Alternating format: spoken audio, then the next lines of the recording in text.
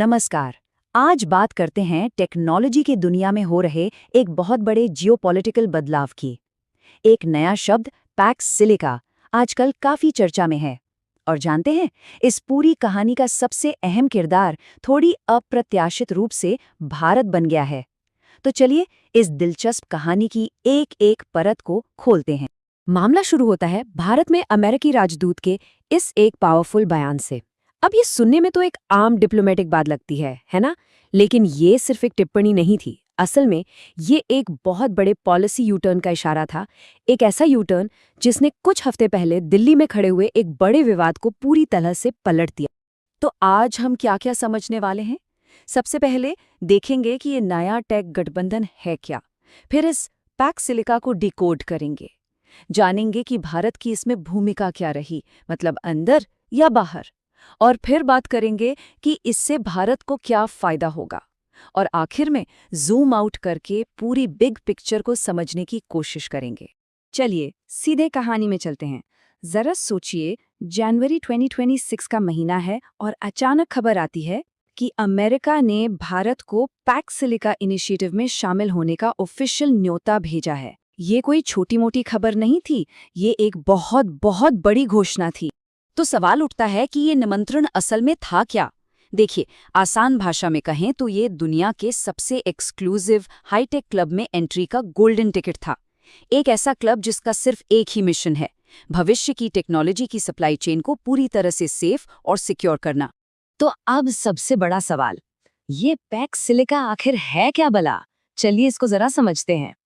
देखिए, पैक्स एक लैटिन शब्द है जिसका मतलब होता है शांति। जैसे पुराने जमाने में पैक्स रोमाना यानी रोमन शांति हुआ करती थी। और सिलिका ये आया है सिलिकॉन से, जो कि आप जानते ही हैं कंप्यूटर चिप्स की जान है। तो पैक्स सिलिका का मतलब हुआ टेक्नोलॉजी की दुनिया में शांति और स्थिरता।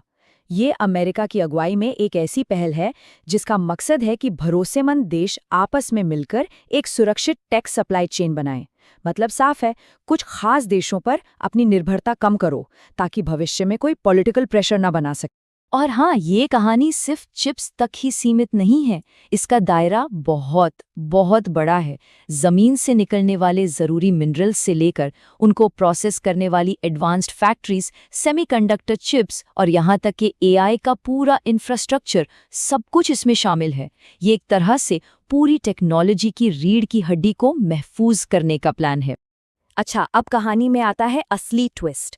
जब दिसंबर 2025 में ये ग्रुप बना तो इसमें दुनिया के सारे टेक दिग्गज शामिल थे। जापान अपनी शानदार मैन्युफैक्चरिंग के लिए, साउथ कोरिया तो खैर चिप्स का बादशाह ही है, नेदरलैंड्स अपनी यूनिक लिथोग्राफी टेक्नोलॉजी के साथ, जिसके बिना तो एडवांस चिप्स बन ही नहीं सकते। लेकिन इस पावरफुल लिस्ट में से एक बहुत बड़ा और बहुत अहम नाम गायब था।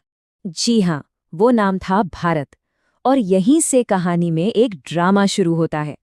अमेरिका के इस इनविटेशन से ठीक एक महीना पहले भारत इस ग्रुप का मेंबर नहीं था और इस बात को लेकर दिल्ली में एक जबरदस्त पॉलिटिकल बवंडर खड़ा हो गया था। और इसने एक बहुत सीधा लेकिन थोड़ा चुभने वाला सवाल खड़ा कर दिया। भाई, अगर अमेरिका आज भारत को सबसे ज़रूरी पार्टनर कह रहा है तो फिर सिर्फ कुछ हफ्ते पहले ही उसे इस इतने अहम टेक गठबंधन से बाहर क्यों रखा गया था? ये टाइमलाइन देखिए, सब कुछ कितनी तेजी से बदला। दिसंबर में पैक्सी सिलिका बनता है, भारत बाहर। उसी महीने भारत में इस बात पर जोरदार पॉलिटिकल बहस छिड़ जाती है।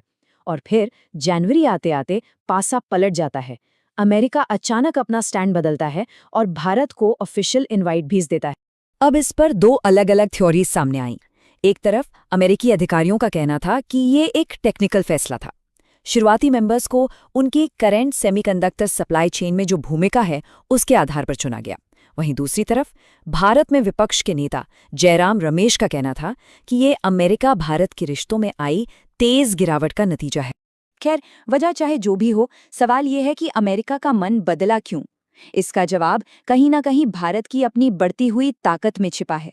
तो चलिए अब ये देखते हैं कि इस पार्टनरशिप से भारत को क्या-क्या बड़े फायदे हो सकते हैं। तो अचानक ऐसा क्या बदल गया था? जवाब सीधा है, भारत की खुद की बढ़ती हुई ताकत। मेक इन इंडिया और डिजिटल इंडिया जैसे इनिशिएटिव्स ने सेमीकंडक्टर डिजाइन, एआई और डिजिटल इकोनॉमी में भारत को एक ऐसी जगह लाके खड़ा कर दिया था जहां उसे नजरअंदाज करना अब मुमकिन नहीं था। और इस पार्टनरशिप का जो इनाम है वो बहुत बड़ा है। इससे भारत को लेटेस्ट टेक्नोलॉजी और ज़रूरी मिनरल्स तक सीधी पहुंच मिलेगी। साथ ही ये हाईटेक सेक्टर में फॉरेन इन्वेस्टमेंट को भी खींचेगा। मतलब ये कि भारत सिर्फ टेक्नोलॉजी का एक बड़ा कंज्यूमर ही नहीं बल्कि एक अहम प्रोड्यूसर भी बन सकता है। इस बात को समझने के लिए बस एक नंबर ही काफ़ी है, 30। भारत ने 30 ऐसे क्रिटिकल मिनरल्स की पहचान की है जो उसके आर्थिक और तकनीकी भविष्य के लिए बेहद ज़रूरी हैं। इनमें लिथियम, कोबाल्ट, सिलिकॉन सब शामिल हैं और पैक्स सिलिका का हिस्सा बनने से इन तक पहुंच बहुत आसान हो सकती है। चलिए अब थोड़ा जूम आउट करते हैं और बिग पिक्चर को देखते हैं। ये पूरा मामला सिर्फ भारत या अमेरिका का नहीं है, बल्कि ये बदल रहे ग्लोबल ऑर्डर का एक बहुत बड़ा संकेत है। ये जो गठबंधन है, ये फ्रेंड शोरिंग नाम की एक बड़ी ग्लोबल स्ट्रैटेजी का हिस्सा है। फ्रेंड शोरिंग का मतलब सीधा सा है, देश अब अपनी सप्लाई चेन किसी भी देश पर निर्भर नहीं रखना चाहते।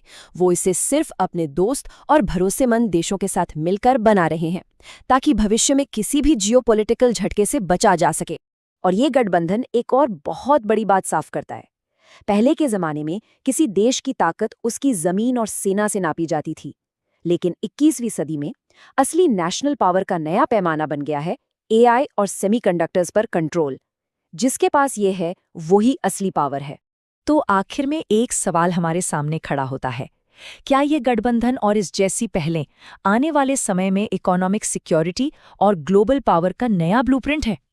हो सकता है कि हम अपनी आंखों के सामने दुनिया को एक नए आकार में ढलते हुए देख रहे हैं। ये यकीनन एक सोचने वाली बात